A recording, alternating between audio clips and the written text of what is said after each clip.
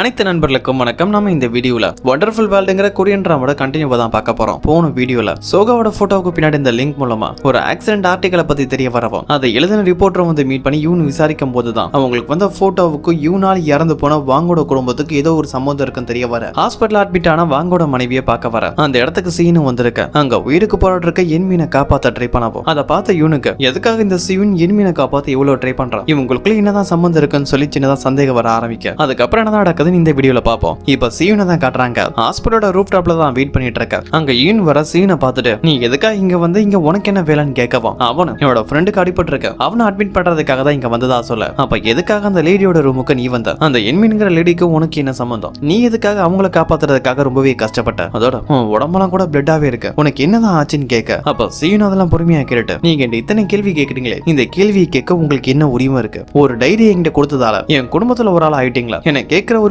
உங்களுக்கு இருக்கு நினைச்சிட்டு இருக்கீங்களான்னு அங்க இருந்து போக யூன் மனசுல இப்ப ஏகப்பட்ட குழப்பங்கள் இருக்கு. ஏன்னா யூன் சீனை மீட் பண்றதுக்கு முன்னாடி டேவை மீட் பண்ணிட்டு தான் வந்திருப்பாங்க. டேக்கிட்ட அந்த என்மீனை பத்தி கேட்கும் போது சில விஷயங்கள் தெரிய வந்திருக்கும். அதோட இந்த ரிப்போர்ட்டர் ஜியான் அவங்க கிட்ட பேசுறது மூலம் கிடைச்ச இன்ஃபர்மேஷனை வச்சு வாங்கோட ஃபேமிலி பத்தி தெரிய வந்திருக்கும். வாங்குக்கு ஒரு பையனா இருக்கான். வாங்கோட மனைவி இப்ப உயிருக்கு போராட நிலைமையில எந்திரிக்கவும் முடியாம சிந்திக்கவும் முடியாம ஹாஸ்பிட்டல் இருக்கும் போது அவங்க போட்டோ அனுப்பியிருக்க வாய்ப்பே இல்ல. அப்ப போட்டோ அனுப்புனது அந்த விஷயத்துக்கெல்லாம் பின்னாடி இருக்கிறது வாங்கோட பையனா தான் இருக்குன்னு சொல்லி சந்தேகம் வர ஆரம்பிக்குது. அதே நேரத்துல இந்த சீன் எதுக்காக என்மீனை மீட் பண்ண வரணும்னு சொல்லி அந்த சந்தேகத்தோட ஒரு குழப்பம் இருக்கு. இப்ப கட்பனா சோஜினை தான் காட்டுறாங்க. சோஜின் ஹாஸ்பிட்டல் ஒரு டாக்டர் வந்து மீட் பண்ணி டோவோட ரிப்போர்ட் எல்லாம் பத்தி தெரிஞ்சுக்கிட்டு அங்கிருந்து மறுபடியும் ஒர்க் ஷாப்க்கு போறாங்க. அங்க உள்ள சீன் கிட்ட நீ ஹாஸ்பிட்டல் அட்மிட் பண்ணியே டோ அந்த டோவை பத்தி ஃபுல்லா கேட்டு அவன் கண்டிஷன் இப்ப நல்லா தான் இருக்கு, இனிமேல் எந்த ஒரு ப்ராப்ளம் இல்ல, ஆனா எனக்கான பதில மட்டும் சொல்ல சம்பந்தமே இல்லாத ஒருத்தனை பத்தி என்ன தேட சொன்னேன், நானும் உனக்காக கேள்வியை கேட்காம அதை செஞ்சேன், இப்ப அவனே ஹாஸ்பிட்டல் அட்மிட் பண்ணி ட்ரீட்மெண்ட் கொடுக்குற அவனுக்கு உனக்கு என்ன சம்பந்தம், எதனால நீ அவனை தேடி கண்டுபிடிச்சேன்னு சொல்லி டோவை பத்தி கேட்கவோ சீன் எந்த ஒரு பதிலும் சொல்லல. இப்ப யூனை தான் காட்டுறாங்க. யூன் இன்னமும் இந்த ஆக்சிடென்ட் பத்தி தான் திங்க் பண்ணி பார்த்துட்டு இருக்காங்க. அதோட அந்த ரிப்போர்ட்டர் ஜியாங்க மீட் பண்ணி பேசுனதுல அவங்க மூலமா கிடைச்ச இன்னொரு தகவல் என்னன்னா வாங்கோட மனைவிக்கு நடந்தது கண்டிப்பா ஒரு விபத்துல அது ஒரு கொலை முயற்சியா இருக்குன்னு சந்தேகப்படுறாங்க.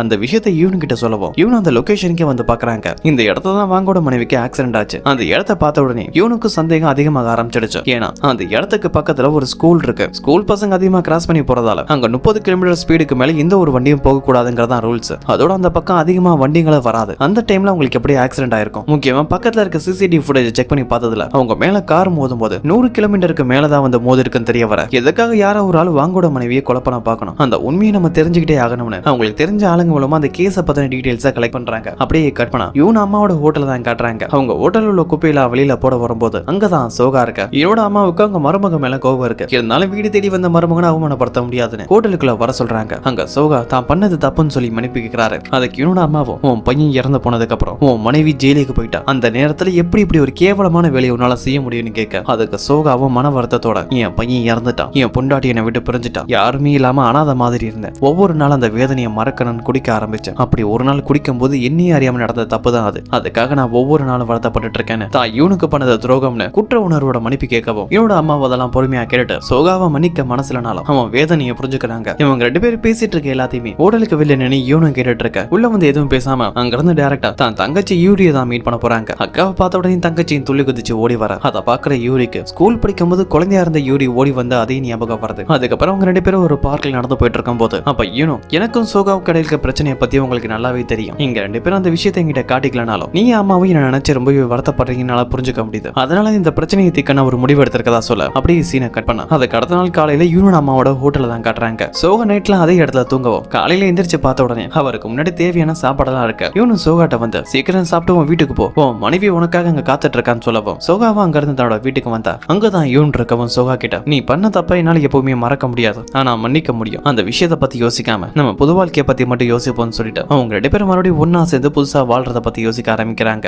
வாழ்க்கையும் கொஞ்சம் ஸ்மூத்தா தான் போயிட்டு இருக்கு. அப்பதான் அந்த ரிப்போர்ட்டர் ஜியாங்கிட்ட அந்த மெசேஜ் வரவும் ஏன்னா ஜியாங்கிட்ட அந்த கேஸோட ரிப்போர்ட்டை பத்தி கேட்டிருப்பாங்க. அந்த ரிப்போர்ட் காப்பில நல்லா படிச்சதுக்கு அப்புறம் இவன் அந்த ரிப்போர்ட்டர் ஜியாங்க கான்டாக்ட் பண்ணி எனக்கு அந்த ஆக்சிடென்ட் கேஸை பத்தியும் முக்கியமா வாங்கோட ஃபேமிலியை பத்தின நிறைய தகவல் தேவைன்னு அந்த தகவலை கலெக்ட் பண்ண சொல்றாங்க. அதோட வாங்கோட மனைவியை யார்தான் ஆக்சிடென்ட் பண்ணிருப்பா, அதுல யாருமே இல்லாத சந்தேகம் இருந்தா அவங்க டீடைல்ஸையும் கலெக்ட் பண்ணி தர சொல்றாங்க. அப்படியே கட் பண்ண டிவில பாக்குற ஹாஸ்பிட்டல் தான் காட்டுறாங்க. அங்க டேவ் ஒரு சின்ன பையன் கூட தான் பேசிட்டு இருக்காரு. இந்த பையனுக்கு இன்னும் கொஞ்சம் நல்ல சர்ஜரி பண்ண போறாங்க. அதை நினைச்சா அவன் ரொம்பவே பயந்து போறான். டே கிட்ட வந்து டாக்டர் எனக்கு ரொம்பவே பயமா இருக்கு, எனக்கு சர்ஜரி எல்லாம் வேணாம்னு சொல்றான். அப்ப டேவ் அவனை சமாதானப்படுத்த ட்ரை பண்ண அங்க சோஜின் வந்து அந்த பையனை சமாதானப்படுத்த அவங்களும் ட்ரை பண்றாங்க. நான் சொல்றதை கேளு, எனக்கும் ஹார்ட்ல ப்ராப்ளம் இருந்துச்சு, அதை மாத்தினதுக்கு அப்புறம் இப்ப நான் நல்லாவே இருக்கேன்னு சொல்லி அந்த பையனை சமாதானப்படுத்தவும் அந்த பையனோட அம்மா அங்க இருந்து வரவும் அவனும் அங்க இருந்து போயிடுவான். அப்ப சோஜின் டே கிட்ட ஃப்ரெண்ட்லி ஃப்ரெண்ட்லியா பேசிட்டு அவங்க கார்டையும் கொடுத்துட்டு அங்க இருந்து போயிடுவாங்க. அந்த நேரத்துல தான் வாங்கோட மனைவி எனிமீனை பாக்குறதுக்காக இவனும் அவங்க அட்மிட் பண்ண ரூமுக்கு வர கொஞ்ச நேரம் அங்கேயே உட்காந்து அவங்கள பாத்துக்கிறாங்க. அப்ப ஹாஸ்பிட்டலுக்கு அடிப்பட்ட டூவை இதே ஹாஸ்பிட்டல் தான் அட்மிட் பண்ணிருப்பாங்க. அதை தெரிஞ்சுக்கிட்டு அவனுக்கு கடன் கொடுத்த ஆளுங்களும் அந்த டூவை தேடி அங்க வந்திருக்க ரிசப்ஷன்ல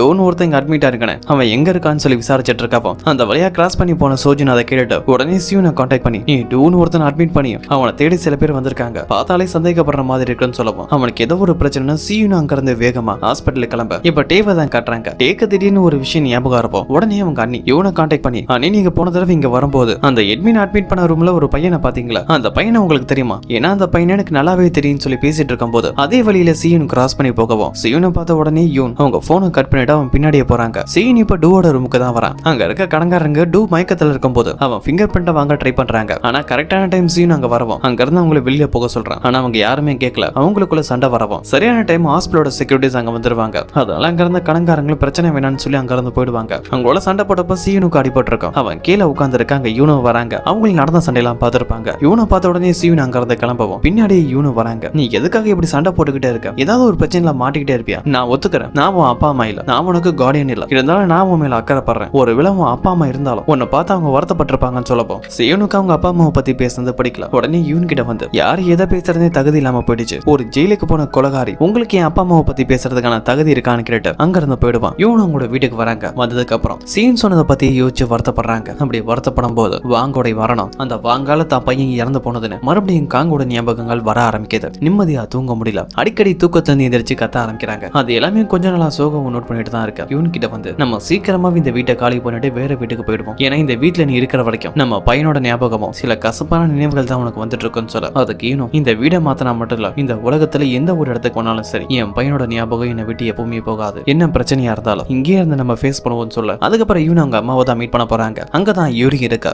ஆர்ஃபனேஜுக்காக ஃபுட் ரெடி பண்ணிட்டு இருக்காங்க. அந்த ஃபுட் எல்லாம் எடுத்து யூன் அந்த ஆர்ஃபனேஜ்ல கொடுத்துட்டு வரும்போது அவங்க கிட்ட எக்ஸ்ட்ரா ஒரு பாக்கெட் இருக்கும். அதை பார்த்த உடனே சீனோட ஞாபகம் வருது. உடனே அவனை தான் மீட் பண்ண போறாங்க. அந்த ஃபுட்டையும் கொடுக்க அப்ப சீனும் நான் கடைசியா உங்களை மீட் பண்ணும்போது ரொம்பவே மோசமா பேசிட்டேன், தான் பண்ணது தப்புன்னு சொல்லி மன்னிப்பு கேட்க நீ கேட்ட மன்னிப்பை நான் ஏத்துக்கிறேன், உனக்கு எப்ப என்ன உதவினாலும் சரி அதை நான் செய்ய தயாரா இருப்பேன், உனக்கு விருப்பமே இல்லைனாலும் சரின்னு சொல்லிட்டு அங்க இருந்து கிளம்பும் போது சீனும் உங்களை ஸ்டாப் பண்றான். உங்க டயர்ல ஏதோ ப்ராப்ளமா இருக்கு, கொஞ்சம் வெயிட் பண்ணுங்க நான் சரி பண்ணி தரேன்னு சொல்லிட்டு அவங்க கார் டயரை சரி பண்ணிட்டு இருக்கவும் நைட் டைம் ஆயிடுது, ரொம்பவே கோல்டா இருக்கு. அதனால சீனும் அந்த இடத்துல வார்மா இருக்கிறதுக்காக கொஞ்சம் நெருப்பை பத்த வைக்கிறான். அதுக்கப்புறம் ரெண்டு பேரும் கொஞ்ச நேரம் பேசிட்டு இருக்க இவன் அங்க இருந்து கிளம்புறாங்க. அப்போ பின்னாடி வந்த சியூன் அந்த பேஷன் என்மீன் அவங்களுக்கு ஒரு பையன் இருக்கான், அவனை கண்டுபிடிச்சு மீட் பண்ணீங்களான்னு கேட்க இப்போதைக்கு நான் அவனை மீட் பண்ண வேண்டியதில்ல, அதை விட ஒரு முக்கியமான வேலை இருக்கு, அந்த பையனுக்காக அதை நான் பண்ணிதான் ஆகணும்னு சொல்லிட்டு அங்க இருந்து போறாங்க. இவங்க ரெண்டு பேருமே பேசுறது வாங்கோட பையனை பத்தி தான். இப்ப யூன் அங்க இருந்து போனதுக்கு அப்புறம் கிம்ஜோட செக்ரட்டரி சியூனுக்கு கால் பண்ணி ஒரு இடத்துக்கு வர சொல்றாங்க. அங்க அவங்கிட்ட சோகாவோட டீடைல்ஸ் எல்லாம் கொடுத்து அவனை ஃபாலோ பண்ணுன்னு சொல்ல இப்படி இவங்க ரெண்டு பேரும் பேசிட்டு இருக்க எல்லாத்தையுமே தூரத்துல இருந்து டெடிடெக்டிவும் பார்த்துட்டு தான் இருக்காரு. அதோட அவங்க ரெண்டு பேரையும் போட்டோ எடுத்துக்க கட் பண்ணதுக்கு அடுத்த நாள் சோகாவோட மனைவி யூனை ஒரு ரெஸ்டாரண்ட் தான் கூட்டிட்டு வர. அந்த ரெஸ்டாரண்ட் ஸ்பெஷல்